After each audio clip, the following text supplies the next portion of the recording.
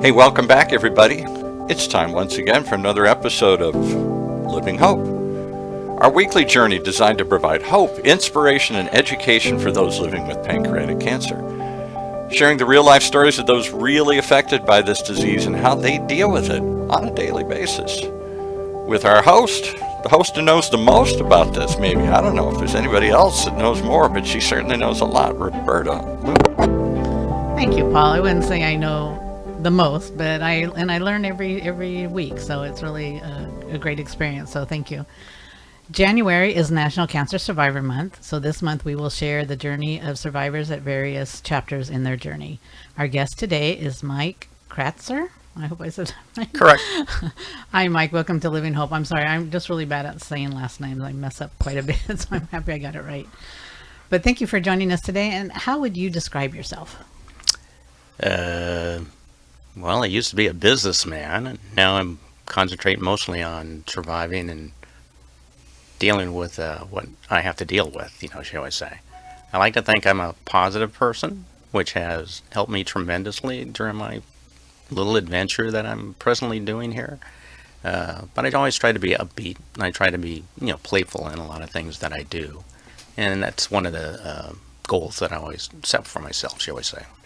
Well, I know all the times we've met you, you've always had me laughing, so you're very positive and have a great sense of humor, which is greatly appreciated, especially when dealing with something like this. Can I ask why he's wearing a purple lei? Is this in, he just got off the plane, or is this in celebration of something else here? No, actually, the purple lei, a lot of times when I attend a PanCan event, they always give you, the survivors, these leis. And so I thought it'd be appropriate to wear the lei here today. And I have like 3 or 4 of them now for all the events that I come up. And like I say, their big fundraiser is usually the Purple Stride one. And they always give the leis to the survivors. And I appreciate it. And I like to show my support for PanCan and the organization. Well, thank you. I should have thought to wear mine as well. It would have been nice. And to give a big shout out to Rosa Velasco, because she's been making these leis for us. That's right. Purple Stride. It's fantastic. For our survivors. And it's very unique to Orange County only, so I want to give that out there. But yeah, thank you for doing that. I'm sure she's going to appreciate it too when she sees it. Also, I know because I saw something, I actually watched a video you did. You're an avid cycler, or you were? Are you still able to ride? I'm still able to ride when I get out. I used to be a more avid cyclist, but that the video that you watched, that had been, since I have an email that I send out to approximately 100 people, which means family, friends, co-workers, a bunch of other things. They always want to see how you're doing. And so I produce, these little videos as commentary, shall we say, so they see that you're doing very well. But I cycled for lots, I've been cycling for most of my life, shall we say. Off and on, but it was one of the things as I was approaching retirement, I was going to do a lot of. And unfortunately, I ran into this certain problem here, so I'm not able to, go across country like I wanted to do, or up and down the, West Coast. So, but I still get out there and I try and ride. And it's actually, when I tell people, I go, it's kind of like my happy place. Did he just say he was going to ride cross country? Well, I had one opportunity that I did that. I didn't do it, but I knew that the longest one I was planning on, quite frankly, in retirement, was I was going to do the Route 66 from Santa Monica to Chicago. That was going to be my goal if I could ever get that done over the next 10 years, you would say. Wow, that's very impressive. Mm-hmm. Well, what exactly interfered with this, or what is it that you're dealing with right now? Like I say, I was diagnosed with pancreatic cancer in September of 2020, as I was getting, at the time. Right in the very beginning of the COVID, lockdown.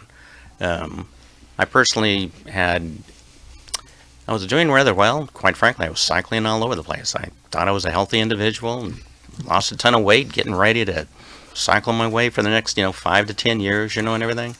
And I ran into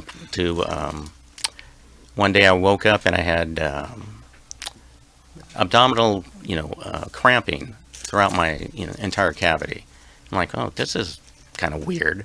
So it went on for like 4 hours, but I put a heating pad on it and kind of like went away. Well, that's interesting. But yet the following week, it still had the same type of symptoms where I had abdominal, cramping. And happened 2 or 3 more other times, and I did I did go to the urgent care one time, and they said, "Oh, well, we just think it's acid indigestion and something like that." And I'm like, "Nah, I don't think this is acid indigestion."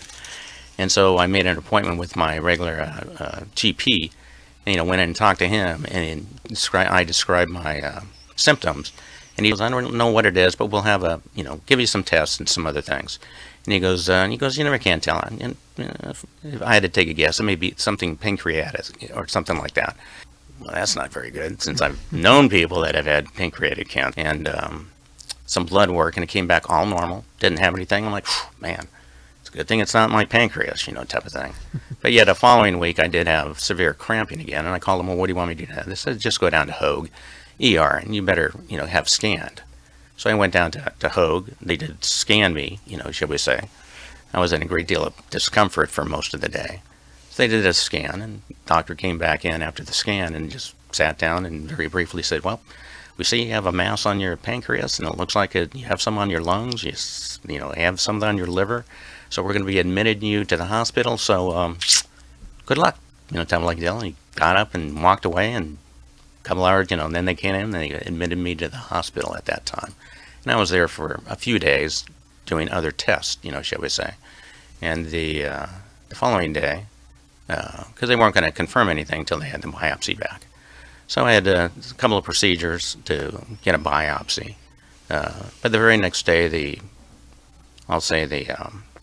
one of the individuals that came in, we had a lot of medical individuals that come in and ask me, and I always loved the way I always tell everybody, they said, "Well, how you been feeling lately?" I go, "Feeling lately?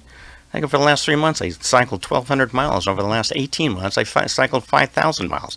I go, until last week, I thought I was a test for, pancreatic cancer, but we'll see." The other good thing, that was assigned to me, Dr. Danny Nguyen, who, like I say, we're connected with the City of Hope now. And he came in, and, I'm kind of like stunned, since I already know the severity of pancreatic cancer. And so he was asked me certain things, and one of the first things, he goes, "Do you have any questions?" And one of my first questions was, "Well, how long do I have?"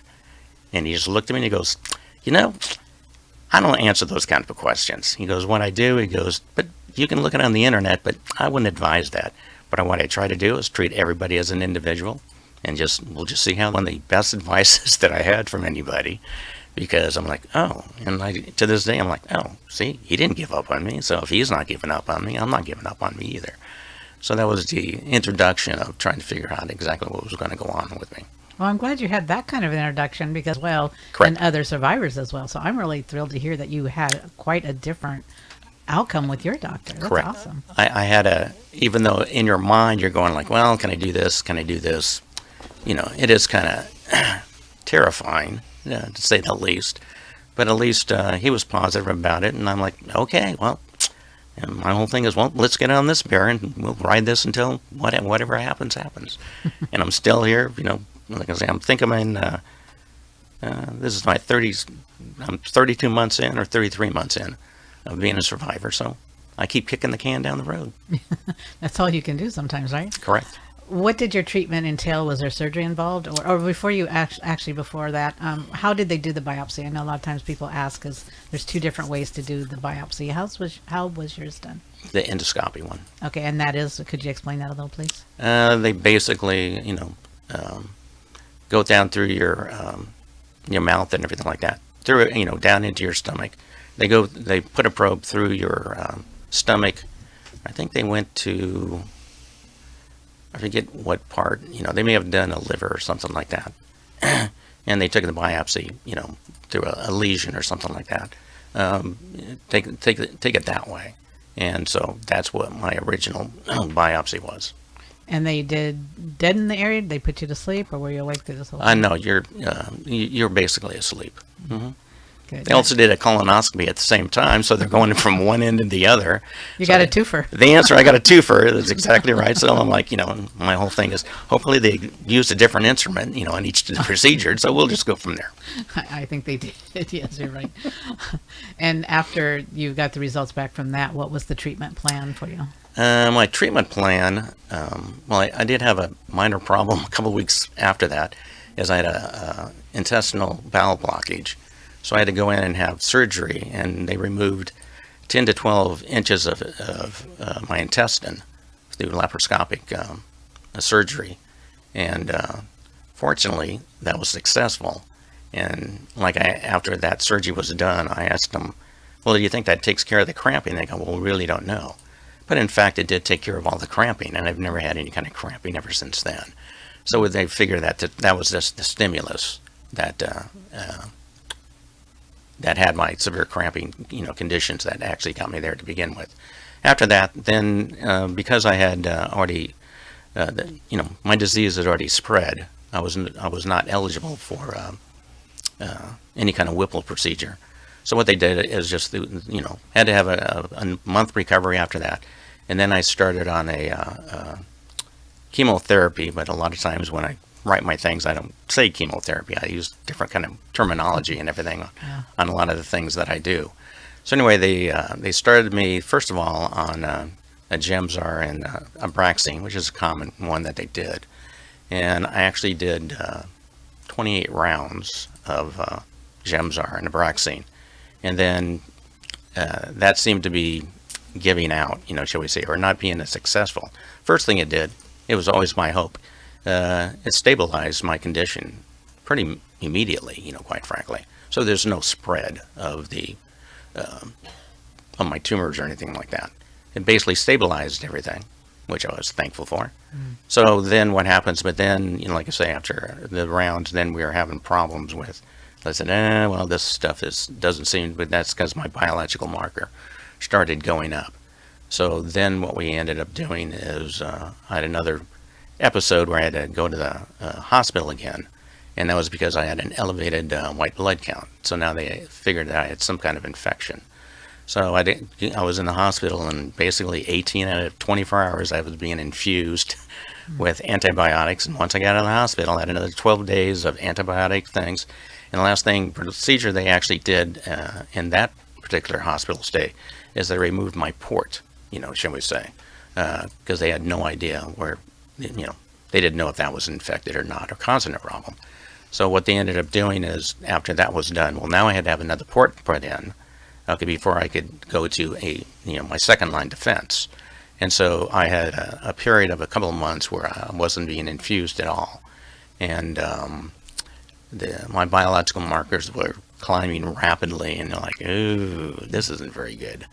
And so what happens then, the next line of defense, they got me the stronger, more aggressive FOLFIRINOX. And I've been, so far, I've been doing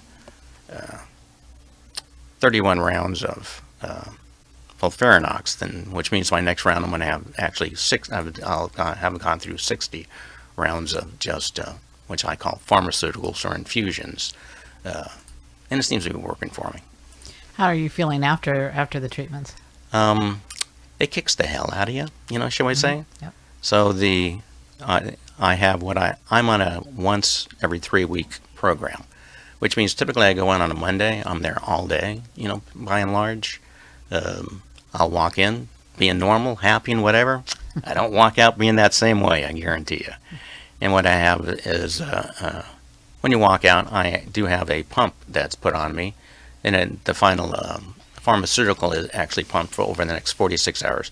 So even though I may start a treatment on Monday, I'm really not done until midday Wednesday, shall we say. During that time, it'll take me another 4 or 5 days to actually recover. During that entire week, I'll be very fatigued, extremely fatigued, quite frankly, and lethargic. I said I may have little spurts of energy, I may not, but that'll take up at least 7-8 days until I feel up to do. Just like this week, I'm on my first recovery week. After that, I seem to be picking up very well. Second recovery week, better, doing well too. And then the following, like I say, day after Father's Day, I'm going to go in for the next infusion. My attitude is just like another day in the office. Okay, let's sit down, let's do this again, and that's my attitude about it. You almost have to have that, because by the time you go and you have the side effects and feel so crappy, it's by the time you start feeling better again, it's time to start all over. That's exactly correct. Yeah. Okay, I've been fortunate by the fact that I can do the standard care is once every other week, but after 8 rounds of the FOLFIRINOX, my body couldn't generate. My lab work wasn't being meet the requirements for an infusion. But what we found out is after another week of care and everything like that, I was always able to do that, which is why I'm on one once every 3 weeks. And it seems to work out very well. Not only that, but it brings me some type of life, shall we say. Because a lot of times, otherwise, I only have 3 or 4 days of recovery trying to, do whatever you need to do. But now I have, at least a couple of weeks, and I'm satisfied with it. What do you do to recover? What helps you recover? I start changing my, the only thing I can really do is, quite frankly, is my diet and exercise.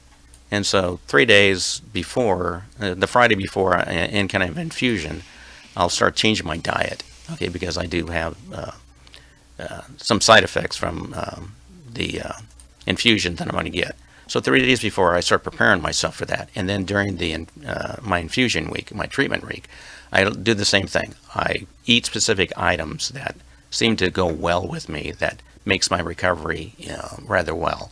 And then following, I'll say, even if most times on a Monday after the infusion, I really don't feel like eating, like normal food, shall we say, till the following Sunday maybe, not Sunday or Monday. And from then, now I have to go to another regimen of a dieting where I have to eat, even though I was basically a lot of times vegetarian, now I have to eat, fish, meat, a lot of other things to be able to get my other parameters up so I'm able to be acceptable for the next round of infusion. The times that when you do your treatment, you're not really feeling like eating. You still have to keep the nutrition up. So what are you trying to do? No, actually, I never lose. I never lose my appetite. It's just that, because of the side effects of, during that treatment week, I only eat certain items, and I call them soft foods. So I just, eggs, like I say, even though I make I can get up and make my own breakfast and everything like that. So there's specific things that I do for not only breakfast, at lunch, or, dinner, shall we say, but it's specific, towards that week, just so my digestive system is being constricted, something fierce. Yeah. And so what we're trying to do is just soften that. And I'm constantly changing what I'm doing, trying to find out what works here, what works there, and everything like that. And you find out, like I say, it works out very well for me, quite frankly. Good, because sometimes it can be a hit and miss. I mean, one time it can be fine, and the next time you do the exact same thing, and you're like, "Wait a minute, what did I do? What happened here?" The only consistency it's inconsistent on everything. Everything's mild, just like last week. A lot of times I'll lose a lot of my taste buds, so it's like everything's, So, and I'm always hoping to, the sooner I can get over that, which means the sooner I can go out and get a beer and enjoy it, shall we say. That's basically what, I try to do. Yeah. Sure. I have a question. As I listen to this, it suddenly occurs to me, I've heard this many times on the show, as you list your routine and as you list all the dynamics of the disease, all the details of the disease. Is there a class you guys take? How do you go from sort of a normal life to now this is your normal life? But there must be a transition where you have to learn the terminology, you have to learn all the ins and outs, and you have to come up with a routine. Basically, my routine was based upon my previous, diet, shall we say, for vegetarians, and so when I started first having all the side effects, first thing you always do is read the literature. Okay, what do you got in literature? Right. What do I got this? I started reading that, and so now I'll do the same thing. Now I try and counter whatever the side effect is with some kind of nutritional item that either I know or I look online, but most times I know. I said, no, let me try this, and this. And so that's usually does help me out tremendously.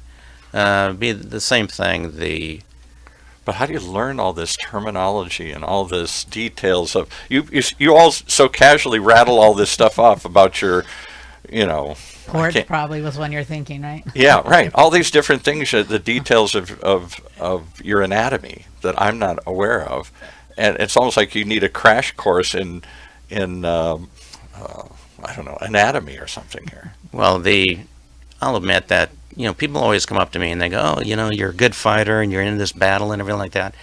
And my whole attitude is, no, I'm not. I'm not in a fight. I'm not in a battle. I prefer to look at it as a chess game.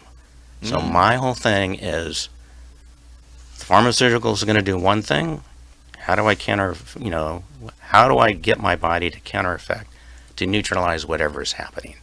So whatever the side effect is, I'm looking for an item that will counterbalance. Now, you change it all around all the time, but I don't look at it, nor is my attitude towards it that, oh, I want to go in there and do this. I go, no, I take it very cool, calm, and collected, quite frankly. And I said, oh, that didn't work. Let me try to do something like that. At the same time, I'll give credit, because when I first was diagnosed, obviously everyone goes on the internet and they're going to see a lot of things. So you got a million websites out there, and most of them was negative, negative, negative. Okay, next. And then I came upon, I'll admit, the first one, positive one, I said, ooh, pancan.org. Let me look at this thing. This is the first organization that had positive information for anybody as far as I was concerned. And one of the good things about that is, so a lot of times you learn from there. Not only that, but then they always have they have a lot of survivor stories on there. Most of them are positive, even though some of the people have obviously passed away. And you start reading those, like, oh, wow, that's pretty good here, And it's the reinforcement of somebody else's, journey, or, like I say, my adventure, that you kind of like learn. And so that's how I've done it. And I'll do the same thing. There's three basic, organizations that I only go to look for, information, and PanCan is the major one. Yeah, it's funny what you will learn, and that's one thing I do tell somebody is, please don't Google pancreatic cancer. Okay. I mean, I have three websites I give as well, because I really trust them and the information is positive. The first thing you don't want to see is how many people are diagnosed and how many people are dying. That's what you always see right away. Correct. So yeah, it's horrible. Since before your visit actually to the ER, you had already gone through 2 annual physicals, a sports evaluation, I think, and a clinical trial for a rare skin condition. Yes. So they were doing blood work, and I don't know what else went along with that. But nothing detected anything suspicious? Zero. Wow. Absolutely. Like, not only that, even my doctors, oh, just keep doing what you're doing, Mr. Kratzer. You're doing great.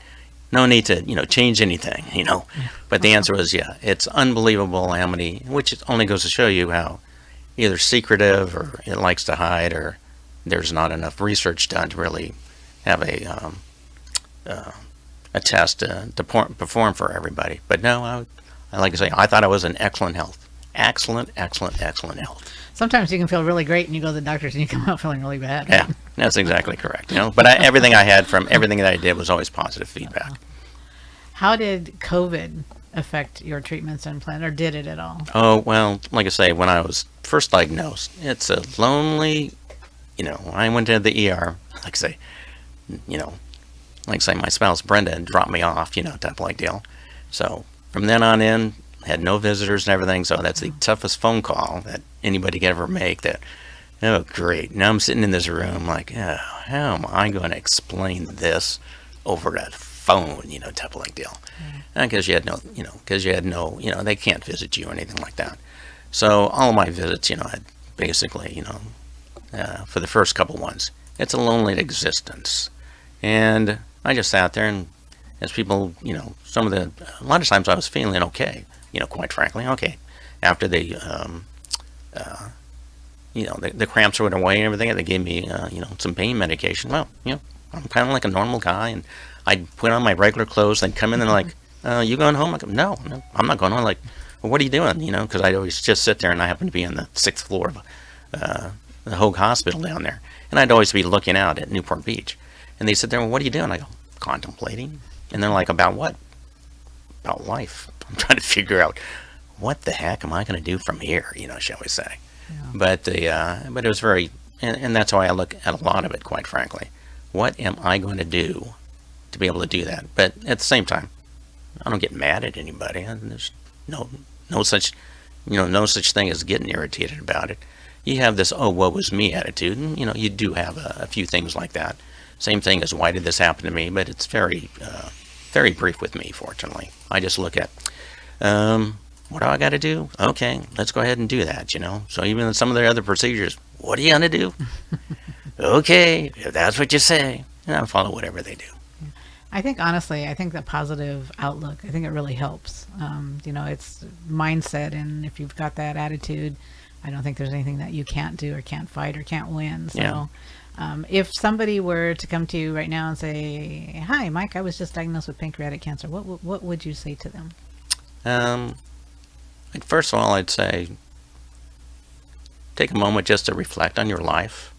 When I first happened to me, I thought nothing about my childhood and growing up, and I didn't care about work, didn't care about all the accomplishments I may have.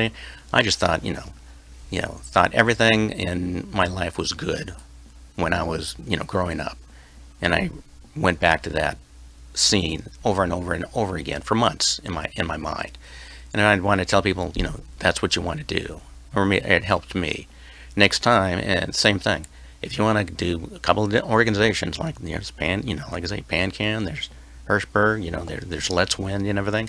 These are the places you want to go to for information if you're so desired, shall we say. Everything else out of that, I would say the same thing. You better stay positive. I did kind of find it funny one time, is because I'm always evaluated prior to my infusion. And so one of the physician's assistants, we were talking about something, and I said something about, well, I have a positive attitude about this and everything. And she nonchalantly said, well, having a positive attitude has never been proven that it helps. And I started laughing. And so I said, well, yeah, because even I've read the clinical trials that says, well, it doesn't help.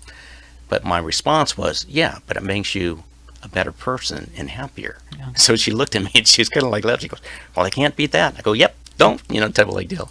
But I do believe it. I do believe it helps. It helps me tremendously. I can guarantee you. I believe it too, and it certainly can't hurt, right? Correct. I do want to leave you with a quote that I did hear from you one time, or I think you've said it many times. Tomorrow will be a better day. Tomorrow will be a better day. So thank you for joining us today, and as we leave, as long as you speak my name, I shall live forever is dedicated to Mary Ann Leroy. Thank you, Mike, for coming. We appreciate it. Appreciate it. Appreciate the time.